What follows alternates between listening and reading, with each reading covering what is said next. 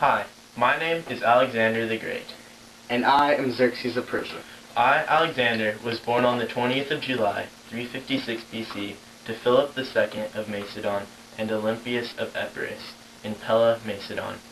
I was taught by the great philosopher Aristotle. In 336 BC, when my father was assassinated by his bodyguard, I took over the empire at the age of 20.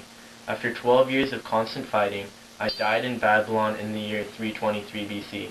Rumors say that I died from either alcohol poisoning or foreign diseases.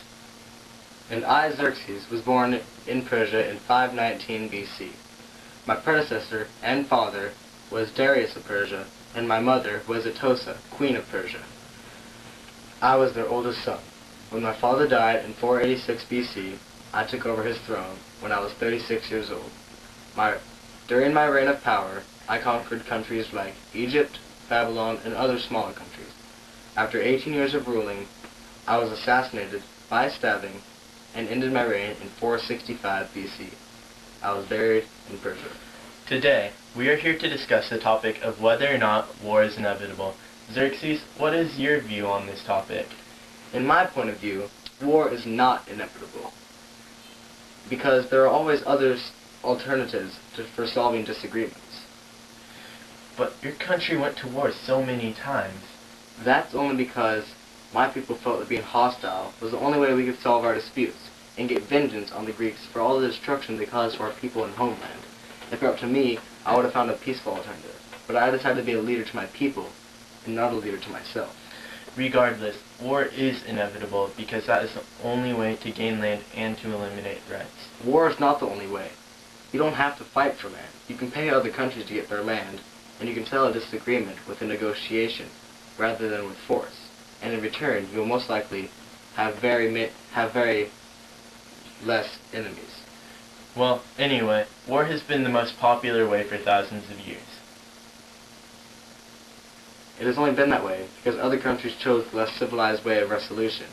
I still hold my stance that war is not inevitable. I still hold my stance as well. War is inevitable because according to my teacher, Aristotle, human nature is bad. And that means that the majority of humans would choose war over a peaceful alternative. But as you would later discover, Aristotle's opinion was greatly argued, so that's not a solid reason for your stance. And your mother always told you that you were destined to conquer.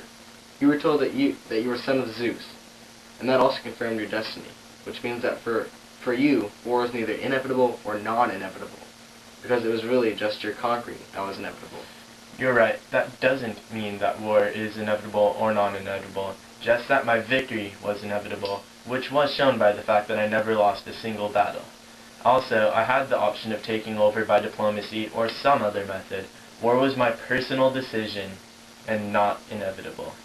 So what we can both agree upon is that to start a war is always a personal choice, not something that is inevitable or non-inevitable.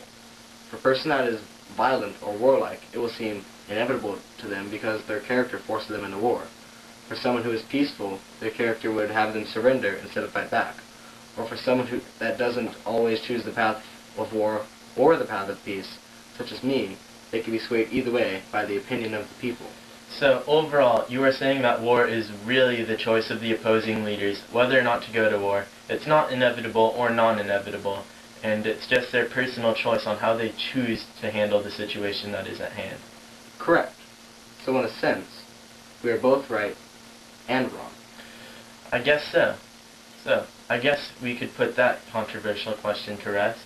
I guess so.